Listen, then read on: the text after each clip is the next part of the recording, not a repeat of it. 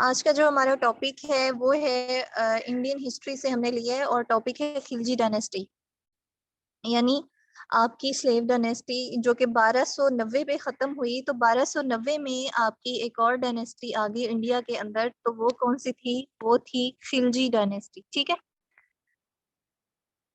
Khilji dynasty में जो सबसे पहले रूलर आते हैं, इसमें मैंने जस्ट रूलर्स के नेम आप लोगों के लिए मेंशन किए हैं। इसके अलावा जो इसके अंदर पॉइंट्स हैं वो मैं साथ साथ बताते चले जाऊंगी, इनके काम क्या थे, इम्पोर्टेंट और ये जो डायनेस्टी है इसमें कौन सी इंपॉर्टेंट चीजें हुई है, इससे रेलिवेंट चीजें कौन कौन सी पेपर में आ रही होती हैं। ठीक है, तो आपने जैसे कि पीछे पढ़ा था कि गयासुद्दीन बलबन, ठीक है, और उसके बाद उसने रूलरशिप किसको दे दी? केकाबाद को, जो कि बगदाद खान का बेटा था। पीछे जो आपने डायनेस्टी पढ़ी है, और जो कि जो है वो जिसकी जो डायनेस्टी है वो 1287 यानी कि 1287 से लेकर 1290 एडी तक चली। उसके बाद एक और हमारे पास, आपको पता है कि केकाबाद जो थे वो लास्ट रूलर था किसका? जो कि स्लेव या ममलूक या गुलाम डायनेस्टी है, उसका लास्ट रूलर जो है वो केकाबाद है। अब a person through Kaikabad in Jamuna river, through Kaikabad in Jamuna river when was in coma में ये रहा, और इन दिस वे केकाबाद बाद जो है वो 1290 में, 1290 एडी यानी 1290 एडी में इसकी डेथ हो गई। ठीक है, इसको जमुना रिवर में फेंका गया जो कि इंडिया में था। जी है, मैं नोट्स भी सेंड कर दूंगी आपको, बिल्कुल कर दूंगी। अच्छा, उसके बाद एक पर्सन था जहां से हमने स्टार्ट करना है, और जो लिखा हुआ है जिसपे फर्स्ट रूलर, तो वहां पे ना एक पर्सन लिखे हुए हैं, जलालुद्दीन फिरोज खिलजी। ठीक है, जलालुद्दीन फिरोज खिलजी तो लिखा हुआ है, ऊपर खिलजी डायनेस्टी भी मेंशन है और फर्स्ट रूलर भी मेंशन है, लेकिन इसका बैकग्राउंड बेसिकली क्या था? इसका बैकग्राउंड ये था स्टूडेंट्स के इसमें जलालुद्दीन फिरोज खिलजी जो हैं, इसके बैकग्राउंड के ऊपर बात कर लेते हैं। ये एक एक जगह पे लिखा हुआ है, स्पेस नहीं है इसलिए सेपरेट। इसके बैकग्राउंड पे बात करते हैं, तो जलालुद्दीन फिरोज खिलजी तो थे, वो कमांडर थे केकाबाद की आर्मी के। ठीक है, ये जो पहले स्लेव या ममलूक डायनेस्टी आपने पढ़ी, ठीक है, जो कि 1206 से 1290 तक जाती है, तो उसकी स्लेव डायनेस्टी के जो लास्ट रूलर थे उसमें उसमें कौन था? उसमें केकाबाद जो कमांडर ऑफ आर्मी था वो जलालुद्दीन फिरोज खिलजी था। Jalaluddin Firoz Khilji became ruler from 1290 से 1296, मतलब कि ये जो कमांडर है, यही बाद में जब केकाबाद को दरिया जमुना में फेंक दिया गया, जब उसकी डेथ हो गई, तो फिर उसके बाद ये जलालुद्दीन फिरोज खिलजी जो है वो आए, और उसने किस डायनेस्टी की बुनियाद रखी? उसने इस डायनेस्टी की बुनियाद रखी रखी जिसको आप कहते हैं खिलजी डायनेस्टी। इसको आप क्या कहते हैं जी? खिलजी डायनेस्टी। ठीक है, तो यहाँ से खिलजी डायनेस्टी स्टार्ट हुई। तो पीछे से ओवरऑल डायनेस्टीज को देखें तो 1206 से 1290 स्लेव डायनेस्टी, 1290 से 1320 खिलजी डायनेस्टी। तो हम पढ़ रहे हैं दिल्ली सल्तनत, और दिल्ली सल्तनत सॉरी, और दिल्ली सल्तनत में 5 एम्पायर्स आती हैं। कितनी एम्पायर्स आती हैं? 5। हम अभी दूसरे एम्पायर पे पहुंचे हैं, पहली हमने पढ़ी स्लेव एंड देन हम पहुंचे हैं खिलजियों पे। ठीक है, खिलजी हम पढ़ रहे हैं। तो स्लेव से पहले आपको पता है स्लेव डायनेस्टी को स्लेव डायनेस्टी क्यों कहते हैं? क्योंकि स्लेव डायनेस्टी जो है वो बेसिकली उसकी बुनियाद भी कुतुबुद्दीन ऐबक जो कि एक स्लेव थे, ठीक है, उन्होंने रखी, और उसके मोस्ट पावरफुल रूलर जो थे वो अल्तुतमिश थे। ठीक है, और वो उस डायनेस्टी में बहुत ज्यादा देर तक रहे, मतलब बहुत साल रहे, और ये डायनेस्टी ज्यादातर गुलामों के पास रही। That's called slave dynasty, that's why the slave dynasty is called the slave और द ममलूक डायनेस्टी। क्लियर? उसके बाद अगर हम इसके फर्स्ट रूलर पे बात करें तो Jalaluddin Firoz Khilji became ruler from 1290 to 1296। ठीक है, 1290 से लेकर 1296 तक जो है ये क्या बन गए? ये रूलर बन गए किसके? खिलजी डायनेस्टी, यानी खिलजी आ गए अब दिल्ली में। दिल्ली सल्तनत क्यों कहते हैं? क्योंकि most of the time capital वहां पे रहा है, रूल वहां पे हुआ है, ठीक है, इंडिया में, और इंडिया का जो बेसिक कैपिटल रहा वो दिल्ली रहा। इवन के दौलताबाद और एक दो जगहों पे और भी शिफ्ट किया गया, लेकिन बेसिक जो ज्यादा देर तक कैपिटल रहा वो यही रहा। इवन के कुछ मुगल एम्पायर्स भी आगे आएंगी, आपको ये भी पता चलेगा कि उन्होंने समरकंद की तरफ या गजनी की तरफ भी अपने एम्पायर्स, क्योंकि वो बेसिकली उनका रीजन जो था वो सेंट्रल एशिया था, ठीक है, सेंट्रल अफगानिस्तान से वो आए थे, तो उधर भी उन्होंने शिफ्ट करने की कोशिश की है, लेकिन बेसिकली जो इंडिया का कैपिटल रहा है वो दिल्ली ही रहा है। जलालुद्दीन फिरोज खिलजी फिर आगे 1290 टू 1296 और यहाँ से फिर आपकी खिलजी डायनेस्टी स्टार्ट होगी। और ये जो थे वाज वेरी काइंड हार्टेड और अपनी पूरी जिंदगी में इन्होंने जस्ट एक पर्सन को मारा जिसका नाम था सैयदी मौला। क्या नाम था उनका? सैयदी मौला। क्यों मारा? मतलब कि काइंड हार्टेड इसलिए थे कि इन्होंने बहुत कम लोगों को मारा। जिस तरह रूलर्स के बारे में कहा जाता है कि जैसे हम कहते हैं बनु उमैया वाले जो थे वो बहुत ज्यादा जालिम थे, ठीक है, इस्लामिक एम्पायर की बात कर रही हूँ, इराक वाली साइड पे। तो ये जो थे ये बहुत काइंड हार्टेड था। इसने पूरी जिंदगी में एक पर्सन को मारा जिसका नाम था सईदी मौला, because Saidi Maula wanted to get his rulership. तो फिर तो इसने मारना ही था कि मेरी रूलरशिप लेना चाहता है, दैट्स व्हाई इसने उसको मार दिया। उसके बाद मलिक छज्जू, मलिक छज्जू जिसका रियल नेम था मलिक इख्तियारुद्दीन, नेफ्यू था वो किसका? गयासुद्दीन बलबन, जो कि पीछे आप पढ़ के आए हो। बलबन ने आगे मिनिस्टर्स ऑफ गयासुद्दीन बलबन, आपको याद है वो ये वही है बलबन जो कि 1249 एडी में सॉरी 1246 से लेकर 1252 तक ये मिनिस्टर भी रहा है, ठीक है, पीछे स्लेव्स का, ठीक है, स्लेव डायनेस्टी में।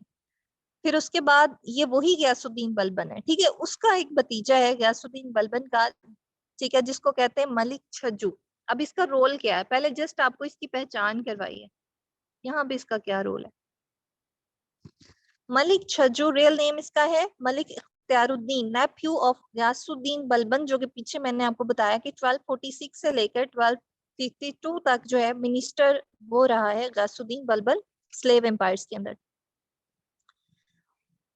उसने जो कि चूंकि बलबन जो है वो बाद में आपको पता है रूलर भी बन गया था, ठीक है, बलबन जो है वो बाद में रूलर भी बन गया स्लेव्स में, ठीक है।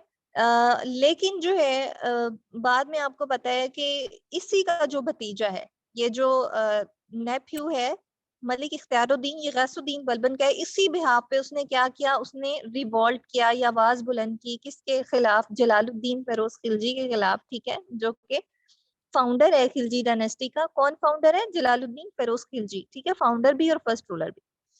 लेकिन जलालुद्दीन फिरोज खिलजी ने इसको फिर भी कुछ नहीं कहा, इसको माफ कर दिया, ठीक है। लेकिन 1293 अब मंगोल्स को आपको पता है, मंगोल्स जिस तरह से ये 1258 में मलिक छज्जू कहते थे और इसका रियल नाम था मलिक इख्तियारुद्दीन, मलिक इख्तियारुद्दीन। ये नेफ्यू था ये नेफ्यू था किसका? गयासुद्दीन बलबन का।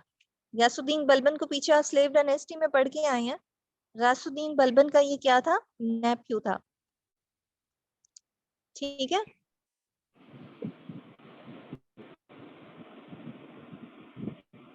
आपको पता है गयासुद्दीन बलबन जो थे वो 1266 से लेकर 1287 तक, यानी पीछे की बात कर रही हूँ, 1266 से लेकर 1287 तक जो थे वो रूलर भी रहे हैं इंडिया में, ठीक है।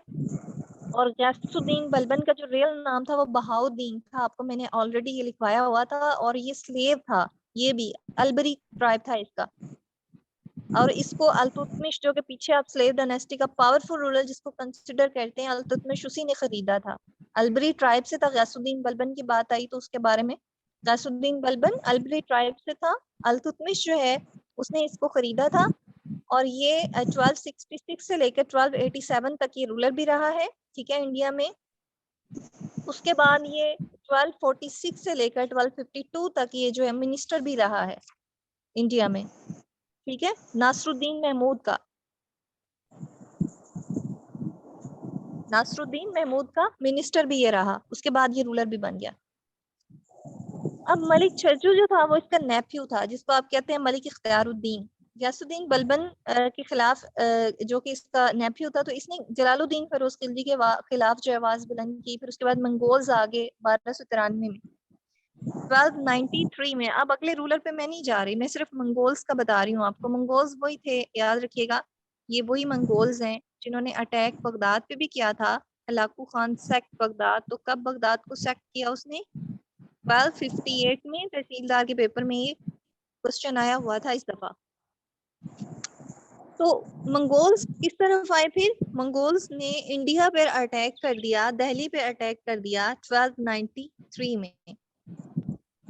And Jalaluddin Feroz married her daughter with leader of Mongol. उसने मंगोल के लीडर जिसका नाम अलग खान था, क्या नाम था उसका, 1293 में अटैक हुआ और फिर लीडर ऑफ मंगोल्स जिसका नाम अलग खान है, ठीक है, अलग खान के साथ फिर जलालुद्दीन फेरोज जो कि फाउंडर है खिलजी डायनेस्टी का, इसने अपनी बेटी की शादी कर दी, ठीक है। Alauddin Khilji was nephew and son in law of Jalaluddin Khilji and also commander of this army. अब यहाँ पर देखिएगा कि आगे अगला रूलर स्टार्ट हो रहा है। यहाँ से मैंने आपको यहाँ तक स्टोरी बता दी कि ये जो जलालुद्दीन खिलजी हैं, इसने अपनी बेटी की शादी मंगोल लीडर से कर दी, अलग खान से। नेक्स्ट रूलर पे आ जाए। अब इसको इसकी डेथ कैसे होनी है।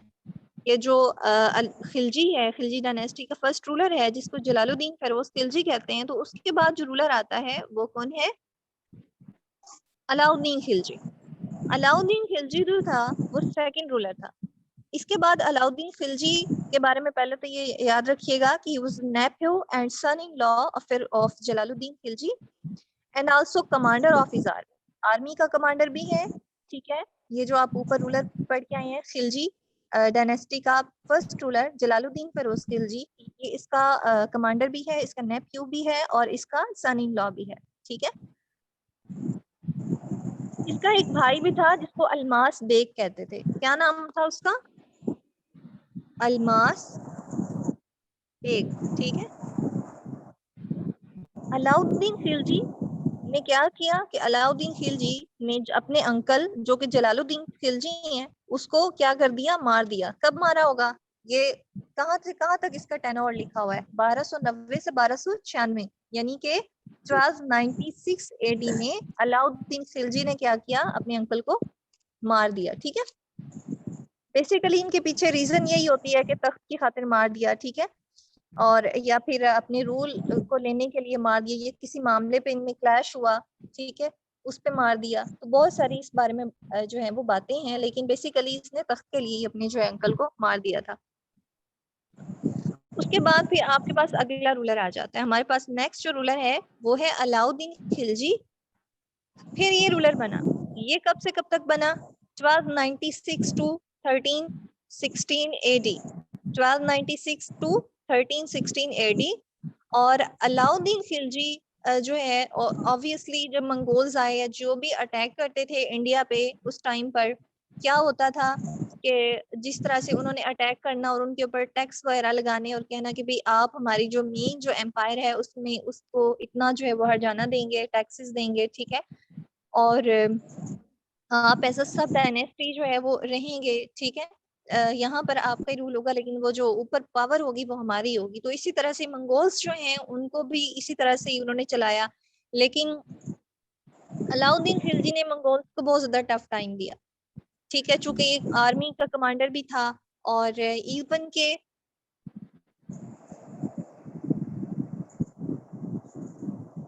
जी बिल्कुल, अगर ऐसी फिल्म्स होती हैं तो आप लोग जरूर देखा करें और काफी उसमें आपको नॉलेज मिलता रहता है और आपका जो इस तरह की डॉक्यूमेंट्रीज आप देखते हैं तो नॉलेज आपका बहुत ज्यादा इनहेंस होता है। ये बहुत अच्छी बात है, इस तरह की चीजों से इन टच रहा करें, आपको हिस्ट्री बहुत अच्छी आपकी क्लियर हो जाएगी।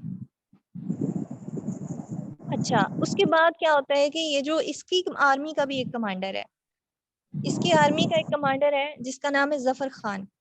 वो भी बहुत ज्यादा पावरफुल है और मंगोल्स जो थे वो उससे बहुत ज्यादा डरते थे। तो मंगोल्स इसके एक पावरफुल इसका कमांडर था जफर खान, उसने बहुत ज्यादा थ्रेटन किया इनको मंगोल्स को और बहुत ज्यादा इससे डरते थे। अब अलाउद्दीन जो है, मजीद इसके बारे में लिखिएगा क्योंकि हम अलाउद्दीन को पढ़ रहे हैं, इसके बारे में मजीद कुछ लिख लेंगे। अलाउद्दीन ने प्राइस कंट्रोल पॉलिसी दी, बिल्कुल, मलिक जफर हुजूर, very good Bilal, well done.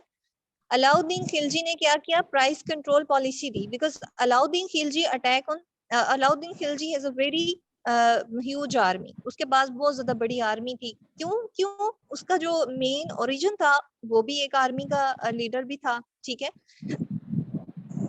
Jalaluddin Firoz Khilji का ये भतीजा भी है, उसका सन इन लॉ भी है, उसके बाद कमांडर है आर्मी का। तो इसका जो एक्सपीरियंस है इस हवाले से बहुत ज्यादा अच्छा है। इसकी आर्मी, इसने आर्मी को बहुत ज्यादा स्ट्रॉन्ग किया। फिर इसने प्राइस कंट्रोल पॉलिसी दी। फिर अलाउद्दीन खिलजी जो था उसने चित्तौड़ पर अटैक किया, चित्तौड़ पर। ये राजस्थान का एरिया इंडिया में। और कब अटैक किया? 1303 में, 1303 AD। और उस टाइम पर जतोड़ का जो रूलर था वो था रतन सिंह। अब ये देखिए इसमें से आपको कितने MCQs आ सकते हैं वन पेपर में। जतोड़, सॉरी, ठीक है। उसके बाद, इसके बाद जो एक रूलर आया उसका नाम था मलिक काफूर। मलिक काफूर ये बेसिकली 35 डेज रहा है। और ये जो है मलिक काफूर ये ट्रांसजेंडर था, ठीक है। जो पीछे भी आप एक ट्रांसजेंडर पढ़ के आए हो, ये भी एक ट्रांसजेंडर था। ये मिनिस्टर था अलाउद्दीन खिलजी का। मलिक काफूर जो था वो अलाउद्दीन खिलजी का मिनिस्टर था। Very good.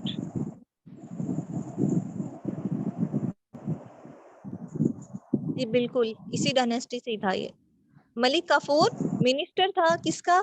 ट्रांसजेंडर मिनिस्टर था ये अलाउद्दीन खिलजी का। और अलाउद्दीन खिलजी को बेसिकली एज अ गिफ्ट दिया हुआ था, जिस तरह गुलाम को गिफ्ट कर देते हैं कि गुलाम हम आपको गिफ्ट करते हैं, तो जलालुद्दीन फिरोज ने अपने भतीजे को मलिक काफूर को एज अ गिफ्ट दिया हुआ था। ये फिर फिरोज को, मलिक काफूर को जो है वो अलाउद्दीन खिलजी ने अपना मिनिस्टर बना लिया।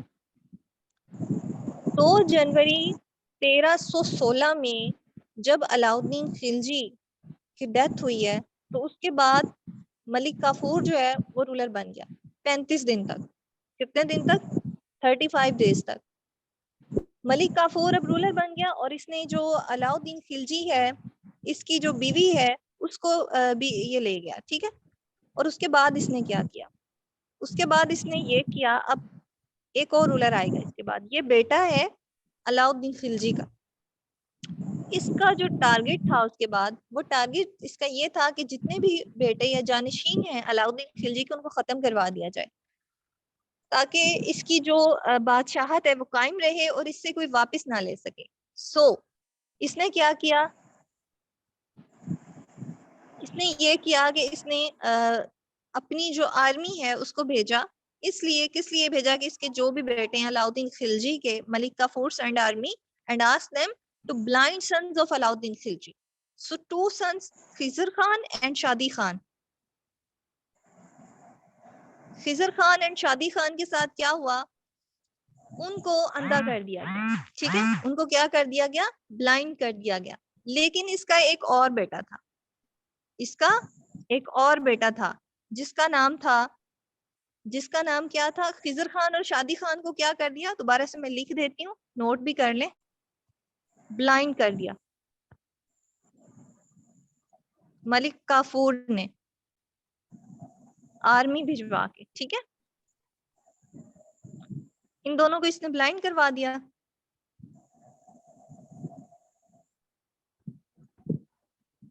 उसके बाद उसी का एक और बेटा, अलाउद्दीन खिलजी का एक और बेटा, जिसका नाम था मुबारिक खान। इसने आर्मी को इकट्ठा किया, मुबारिक खान ने। और इसने फिर आर्मी भेजी, किसकी तरफ भेजी है? इसने किसकी तरफ आर्मी भेजी है जी? इसने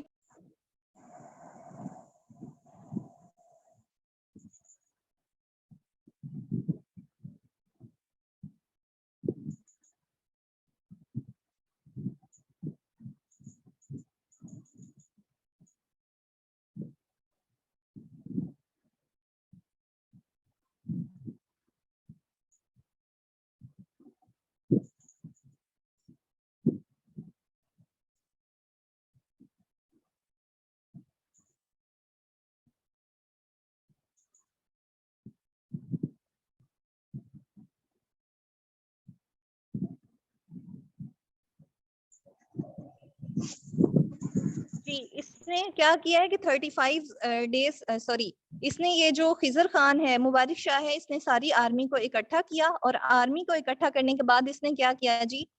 इसने आर्मी भेजी मलिक काफूर की तरफ, और मलिक काफूर को इसने क्या करवा दिया? मरवा दिया। यानी कि फिर ये 35 डेज तक जो है वो रूलर रहा, ठीक है। यहाँ तक समझ आ गई? इसने अलाउद्दीन खिलजी की बीवी के साथ शादी भी कर ली, ठीक है। उसके बाद ये खुद यानी कि जो मुबारक शाह है, जिसका पूरा नाम है कुतुबुद्दीन मुबारक शाह, कुतुबुद्दीन मुबारक शाह के नाम से ये रूलर बनता है 1316 से 1319 एडी। 1316 से, जो कि नीचे लिखा भी हुआ है, 1316 से 1319 एडी में ये क्या बना, रूलर बना। 1316 to 1319 AD. Qutbuddin Mubarak Shah became ruler from 1316 to 1319 AD। ठीक है जी, क्लियर हो गया यहाँ तक। फिर इसने दोबारा से, जिस तरह से मलिक काफूर को उसने अपना मिनिस्टर अपॉइंट करके गलती की थी और मलिक काफूर फिर खुद ही रूलर बन गया, ठीक है, इसने भी एक गलती की। इसने क्या किया, इसने एक हसन नामी शख्स को क्या कर दिया, अपना मिनिस्टर अपॉइंट कर दिया। किसको अपॉइंट कर दिया, हसन को, जो कि नीचे मेंशन है, आप लोग देख सकते हैं। खुसरो खान ने खुसरो खान के नाम से ये रूलर बाद में भी बना था और इसने अपॉइंट कर दिया, जो कि हम जिसको पढ़ रहे हैं, कुतुबुद्दीन मुबारक शाह ने हसन को अपॉइंट कर दिया as a minister, and that person Hasan. इसी पर्सन ने क्या किया कि कुतुबुद्दीन मुबारक शाह को मार दिया और 1319 में फिर ये खुद रूलर बन गया इंडिया का। समझ आ गई। और ये पर्सन जो था बेसिकली हिंदुआना रस्मों को फॉलो करता था और इस तरह से जो है ना, ये इंडिया में या वहां पर जो है ये इस तरह की चीजों को बहुत ज्यादा प्रमोट करता था। फिर ये रूलर बन गया खुसरो खान के नाम से, और इसका जो रियल नेम था, तो आपसे अगर क्वेश्चन आ जाए कि खुसरो खान का जो रियल नेम था वो क्या था, जी खुसरो खान का जो रियल नेम था, वेल्डन बिलाल, खुसरो खान का जो रियल नेम था वो क्या था, हसन था। और ये लास्ट रूलर फिर बना। तो अगर आपसे हसन का ऑप्शन आ जाता है पेपर में तो आपको वो भी पता होना चाहिए, और अगर खुसरो खान का ऑप्शन आ जाता है पेपर में तो आपको वो भी पता होना चाहिए, ठीक है, खुसरो खान या हसन। फिर ये 1319 से लेकर 1320 तक जो है वो रूलर बना, 1319 टू 1320 तक, ठीक है। तो फिर आप याद रखिएगा, फिर यहाँ से आपको पता है कि खिलजी डायनेस्टी 1290 से 1320 पे जाके क्या हो गई है, खत्म हो गई है। अब प्रॉब्लम यहाँ पे ये आता है कि ये जो हसन खान है, इसने क्या किया, ये हिंदुआना रस्में फैला रहा था माशरे में, ठीक है। अब यहाँ पे कुछ कैरेक्टर्स आते हैं, जिस तरह से मोहम्मद बिन तुगलक, जिस तरह से आगे हमारी तुगलक डायनेस्टी स्टार्ट होगी 1320 से आगे 1414 तक, और 1414 में फिर जो है वो सैयद डायनेस्टी आ जाएगी, ठीक है। मोहम्मद बिन तुगलक का यहाँ पे क्या रोल है, तुगलक डायनेस्टी किस तरह से स्टार्ट हो रही है, अब हम इसको देखते हैं।